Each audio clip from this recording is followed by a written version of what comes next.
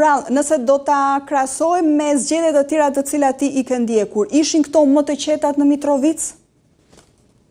Them të drejtën po, nuk kam pasur ndonjëherë rast të vëzhgoj zgjedhje më të qeta, tu kanë qenë jashtëzakonisht të qeta, procesi ka shkuar shumë qetë, shumë bukur dhe askush nuk ka pasur ndonjë ankesë në lidhje me procesin e votimit ose vendvotimet, gjithçka është hapur në kohë, në të gjitha qendrat e votimit është votuar që nga ora 7 e mëngjesit deri në ora 7 të mbrëmjes,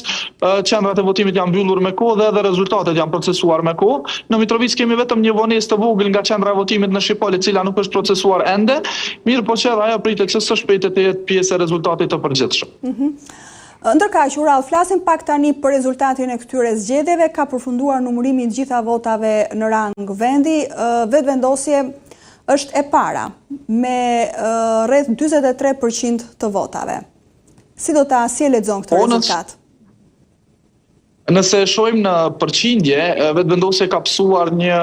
rënje të theksuar për sa i përket zgjedhjeve, me që më 28 dhjetor pati një rezultat preliminar me 49%, gjësa kësaj radhe kemi një rënje prej afro 6% në rezultatet preliminare, duke mos llogaritur këtu votat me kusht dhe votat që do vinë nga diaspora, por se votat preliminare tregojnë një rënje prej 6% për vetëvendosjen në raport me zgjedhjet e 28 dhjetorit. Në përqindje ka një stabilitet për partitë opozitare, madje ka edhe ngritje në mesin e tyre. Lidhja Demokratike e Kosovës si dhe Aleanca për Ardhmërinë e Kosovës kanë pasur një ngritje qoftë në nivelin e votave, qoftë në nivelin e përqindjes sa i përket rezultatit të përgjithshëm, gjërsa një rezultat me përqindje të barabartë të ruajtur PDK-ja, e cila ka vetëm ca zvoglime në nivelin e votave sa i përket numrit, mirë po ka arritur që të ruaj stabilitetin në raportin me përqindjen e votave, me që pra e keni parasysh që kësaj radhe në Kosovë me që dhe qytetarët besoj se janë lodhur nga proceset e shumta zgjedhore, por edhe se koha korespondon me sezonin e verës, ka pasur një lloj rënje në numrin e votuesve dhe ka pasur më pak votues në raport me zgjedhjet e kaluara, andaj kjo ka reflektuar edhe në vot, por edhe në përqindje.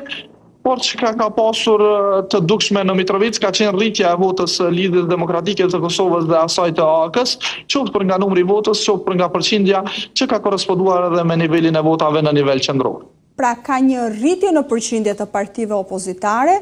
por ka një rënje për vetëvendosjen apo jo. Kështu që po ka një rritje të vogël të theksuar në përqindje, megjithatë edhe partitë opozitare në raste. Kështu që thjesht pyetja ishte këto zgjedhje, qytetari i Kosovës pra ndëshkoi vetëvendosjen në këto zgjedhje?